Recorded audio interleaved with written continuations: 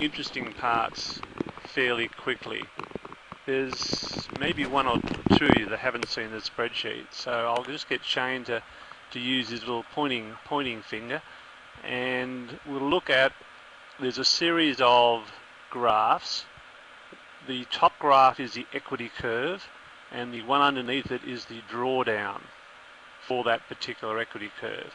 And this first pair, we see that I've just used two fixed fractional methodologies using a 3% and a 5%, and they look interesting in that you have to go to a full 5% before you start seeing some of this geometric growth that we want in our account. On the same chart, you can see the fixed ratio method using a conservative 2,500 delta. So you can see there straight away that the fixed ratio delivers exponential growth far in excess of a fixed fractional methodology. The bad part, or the disadvantage, of course, is the drawdown, as you see. The fixed ratio method actually has quite a nasty drawdown. It's very similar to the 5% level.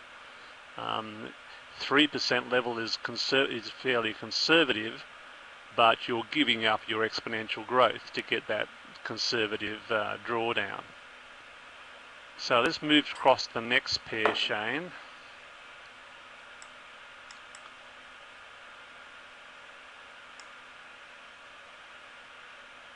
Right, the next pair of graphs is purely fixed fractional with the three different delta levels. Our 2500 that looked really good on the first graph, with an even more aggressive 1500, and then a very conservative delta of 4000. And you can see the difference that it makes in the exponential growth of your equity. The disadvantage, of course, is the drawdowns. Now, what really surprised me was that the drawdowns using the fixed ratios were all fairly similar in that they were all bad. And that's why Shane has spent a lot of time talking to us about a need for the break. We definitely need a break using this type of methodology to encounter the drawdowns that we do get. So let's have a look at the break on the next pair, Shane. The next pair of graphs, it's it coming across.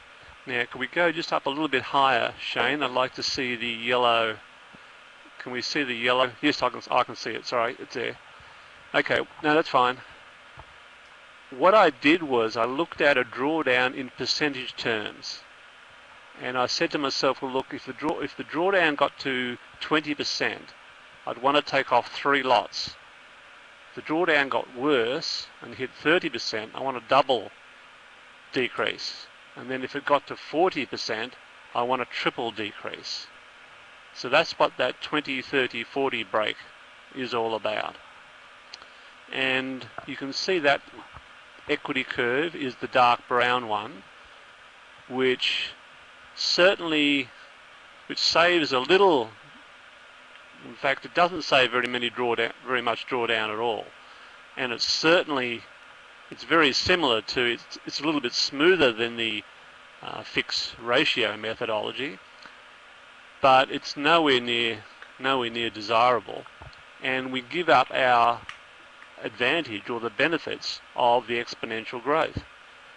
So that doesn't work out very well at all. So I thought I'd get a little bit more aggressive and start decreasing the lots, or decreasing even faster.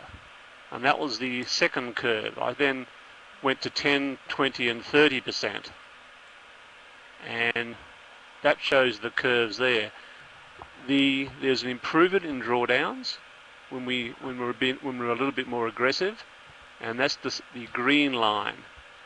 So the drawdowns now are about 33%, and we actually haven't given up much more in the way of the benefit of the exponential growth, but it's still very poor.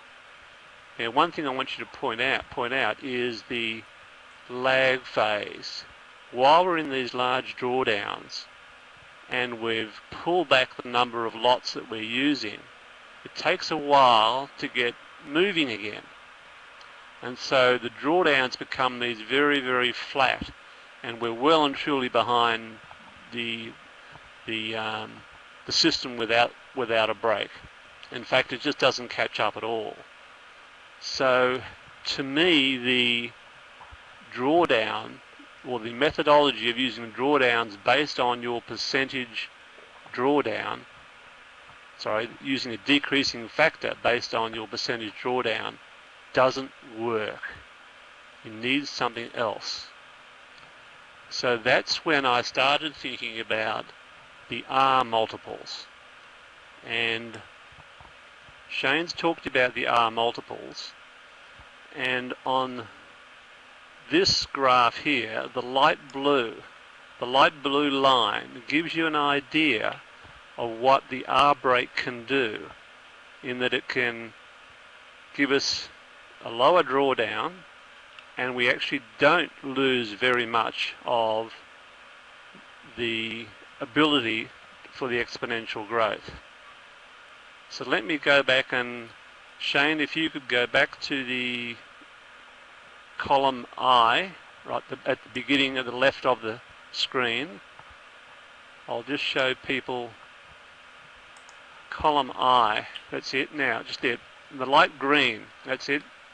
You see there where I've calculated the DAX results using an R multiple of 25. That was the stop loss that Shane used when he traded the DAX account. He would always put a stop loss in just in case something untoward happened, and it's a good habit that we all must get into. And he used 25, so I've put 25 in there, and you can see then that if you win 19 points on the very first trade there, that's equivalent to winning about 0.8 of that 25 amount. And so they're the R multiples. And then obviously you can then accumulate those R multiples, which is the next column, and then I've then calculated a drawdown. And you can start to see in that column, as we get down to say line 36, 37, that that drawdown is getting slightly bigger. In other words, we're hitting a losing run here, and we can tell that because we've got lots of red results, but we've also accumulating this drawdown.